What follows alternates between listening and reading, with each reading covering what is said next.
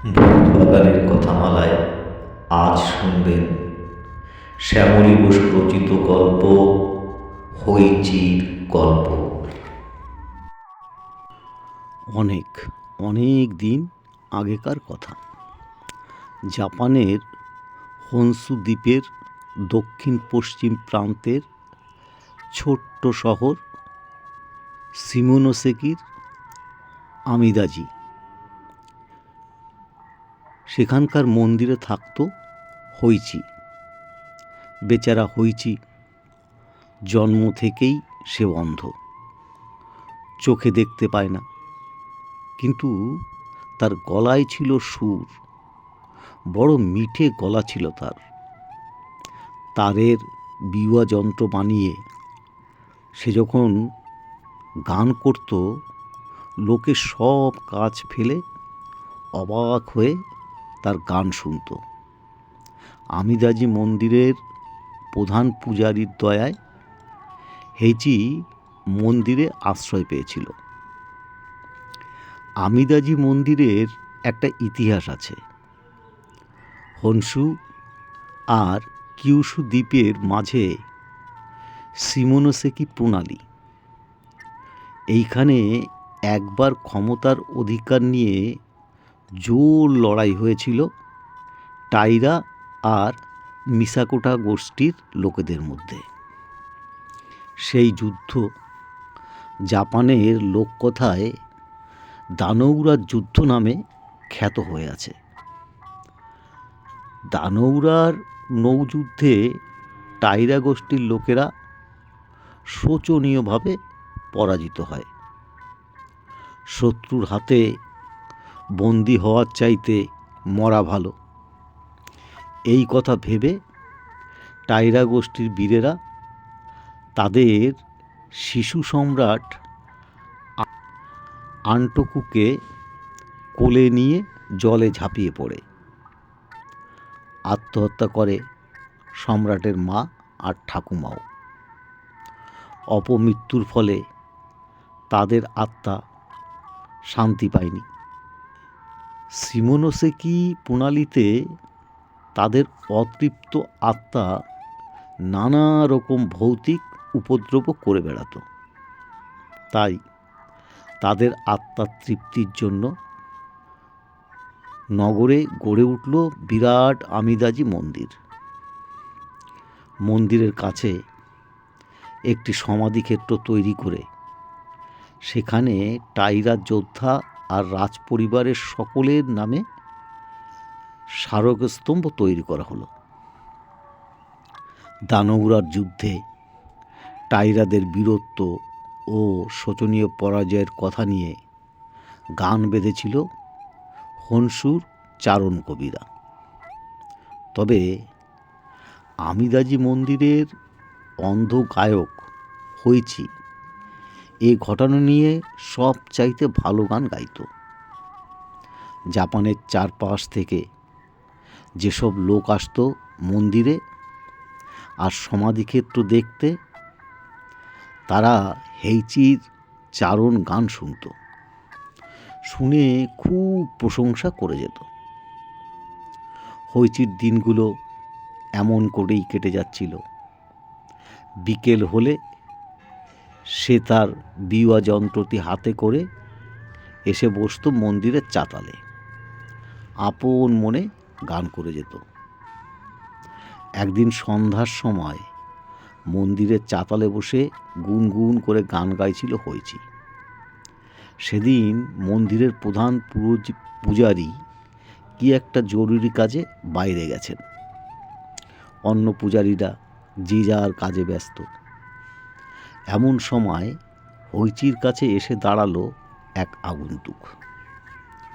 চোখে না দেখলেও কানে শুনে হইচি বুঝতে পারল এ আগন্তুক কোনো সৈনিক পুরুষ হবে,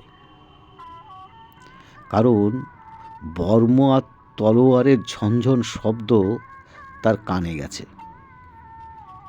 আগন্তুক পুরুষটি গম্ভীর গলায় বলে উঠল, গায়ক হইচি, আমি আসছি আমার প্রভু এক সামন্তরাজের কাছ থেকে।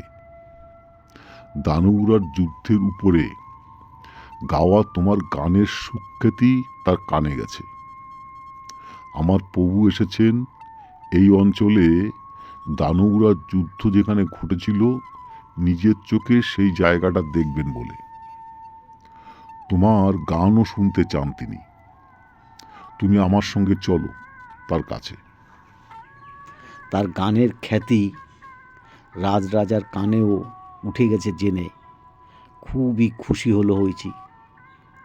সে সঙ্গে সঙ্গে তার তারের যন্ত্রটি নিয়ে উঠে দাঁড়ালো। তার হাত ধরে অদেখা আগন্তুক তাকে নিয়ে চলল মন্দিরের কাছ থেকে সামন্ত রাজার কাছে। ঠিক কোন দিকে কতখানি গেল তা বুঝতে পারল না হইচি। তবে সে বুঝতে পারল মস্ত একটা লোহার গেটের ভিতর দিয়ে ঢুকে তাকে একটা বিশাল সভার মধ্যে নিয়ে আসা হয়েছে। কারণ চারিদিক থেকেই অনেক লোকের গলার স্বর, জামা কাপড়ের খসখসানি আর অস্ত্রের ঝনঝানি কানে ভেসে এলো হইচির। একজন মহিলা যেন তার দিকে এগিয়ে এসে মিষ্টি গলায় বলে উঠল, এসো এসো হইচি, তোমার গানের সুখ্যাতির কথা আমাদের কানে এসেছে। আজ তোমার গান শুনবো আমরা। টাইরা যোদ্ধাদের বীরত্বের আর দানবরা যুদ্ধে অমর কাহিনীর গান গেয়ে শোনাও আমাদের। এই বলে মহিলাটিকে তাকে বসিয়ে দিলেন একটি পাথরের বেদির উপরে। এমন শ্রোতা পেয়ে মন প্রাণ ঢেলে গান শেষ করলো হইচি। অনেকক্ষণ ধরে গান গাইছিল। গান শেষ হতে চারিদিক থেকে প্রশংসা কানে এলো তার। গর্বে আনন্দে হইচির মন ভরে উঠল।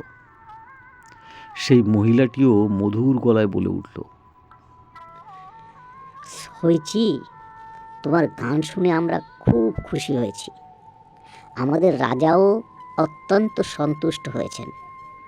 রাজা আরও কয়েকদিন এখানে থাকবেন। তার ইচ্ছা এই কদিন তুমি রোজ সন্ধ্যাবেলায় এসে আমাদের গান শুনিয়ে যাও। তুমি রাজি আছো তো? এটা আমার পরম সৌভাগ্য, আনন্দে গদগদ হয়ে বলে উঠল হইচি। কিন্তু একটা শর্ত আছে। বলে উঠলেন মহিলাটি। তুমি কাউকে বলতে পারবে না আমাদের কাছে এসে গান শোনানোর কথা। কারণ রাজা চান না তার এই অঞ্চলে থাকার কথা জানাজানি হয়ে যাক। তাহলে তিনি নিশ্চিন্তে শান্তিতে থাকতে পারবেন না এখানে। ঠিক আছে, এ কথা আমি কাউকে জানাবো না, বিনীতভাবে বলল হইচি। কাল আবার সৈনিককে পাঠাবো তোমাকে নিয়ে আসার জন্য। তুমি প্রস্তুত থেকো, জানিয়ে দিলেন মহিলা। পরের দিন সন্ধ্যাবেলায় সৈনিকটি এসে আবার হইচিকে নিয়ে গেল সামন্ত রাজার সভায়। সেদিনও তার গান শুনে সকলে কত প্রশংসা করল। কাল আবার তোমাকে আনতে লোক পাঠাবো, বলে দিলেন সেই মহিলা। পর দুদিন সন্ধ্যায় হইচি মন্দিরে যে নেই এটা লক্ষ্য করেছিলেন এক পূজারী। তিনি প্রধান পূজারীকে জানিয়ে দিলেন সে কথা। অন্ধ গাইয়ে হইচিকে প্রধান পূজারী খুব ভালোবাসতেন। তিনি ব্যস্ত হয়ে হইচিকে ডেকে বললেন, কি হয়েছে তোমার হইচি? দুদিন সন্ধ্যায় তুমি মন্দিরে ছিলে না, তোমার শরীর ভালো আছে তো? হইচি একটা এলোমেলো উত্তর দিল। হইচির দায়সারা উত্তরে সন্তুষ্ট হলেন না প্রধান পূজারী। তিনি সবাইকে ডেকে বলে দিলেন হইচির উপরে যেন সবাই কড়া নজর রাখে। বেচারা অন্ধ হইচি যেন কোনো বিপদে না পড়ে। পরের দিন সন্ধ্যায় আবার সেই সৈনিকটি নিতে এলো হইচিকে। বিনা বাক্যবয়ে তারের যন্ত্রটি হাতে নিয়ে তাকে অনুসরণ করে মন্দির ছেড়ে চলে গেল হইচি। সেদিন সন্ধ্যা থেকেই প্রবল ঝড় জল শুরু হয়ে গেল। হইচিকে মন্দিরে না দেখে অন্য পূজারী আর লোকজনদের ডেকে প্রধান পুজোরী চললেন তার খোঁজ করতে। এই ঝড় জলে অন্ধ হইচি কোথায় গেল? সকলে লণ্ঠন নিয়ে খুঁজতে বেরোলেন। খানিক খোঁজাখুঁজির পর হইচিকে পাওয়া গেল আমদাজি মন্দিরের সমাধিক্ষেত্রে। টাইরা যোদ্ধাদের স্মারক সমাধিগুলোর কাছে এক মনে গান গেয়ে চলেছে সে। এত ঝড় বৃষ্টি, কোনো দিকেই হুঁশ নেই তার, আর তাকে ঘিরে জ্বলছে অদ্ভুত অপার্থিব সমস্ত আলো। মন্দিরের লোকজনেরা তাকে জোর করে উঠিয়ে নিল সমাধি থেকে। বেজায় রেগে হাত পা ছুঁড়ে প্রতিবাদ করতে লাগলো হইচি। কেন তোমরা আমাকে বিরক্ত করছো? এখানে কেন এসেছো তোমরা? জানো না রাজা ভীষণ রাগ করবেন? তাকে অনেক করে বুঝিয়ে সবাই মন্দিরে নিয়ে এলো। লোকজনের মুখে সব কথা শুনে প্রধান পূজারী চমকে উঠলেন। কি সর্বনাশ! টাইরা যোদ্ধাদের আত্মা তাড়া করে বেড়াচ্ছে বেচারা অন্ধ হইচিকে। এবার হয়তো মারা পড়বে বেচারা। হইচির সঙ্গে কথা বলে প্রধান পূজারী বুঝলেন তার অনুমান সত্যি, আর তার মুখ থেকে সব কথা শুনে বেজায় ভয় পেয়ে গেল হইচিও। তাহলে কি হবে আমার? আবার যদি কাল ওরা নিতে আসে আমাকে? কেঁদেই ফেলল সে। তোমার কোনো ভয় নেই, পূজারী হইচিকে আশ্বস্ত করে বললেন। তোমাকে রক্ষা করার ব্যবস্থা আমরা করব। পরের দিন মন্দিরের এক পূজারীকে ডেকে প্রধান পূজারী বলে দিলেন হইচির সারা শরীরে মাথার চুল থেকে পায়ের তলা পর্যন্ত সব জায়গায় মন্ত্র পড়ে দিতে। তাহলে ভূতেরা আর হইচিকে দেখতে পাবে না, কোনো ক্ষতিও করতে পারবে না। তারপর হইচিকে ডেকে বলে দিলেন, দেখো হইচি, মন্ত্র পড়ে দিলে তোমাকে আর আত্মারা দেখতে পাবে না। তুমি সন্ধ্যাবেলায় যেমন মন্দিরে বসে থাকো তেমনি বসে থাকবে। তোমাকে আত্মাদের কেউ ডাকতে এলে সাড়া দেবে না, কোনো শব্দ করবে না, তাহলে রেহাই পাবে তুমি।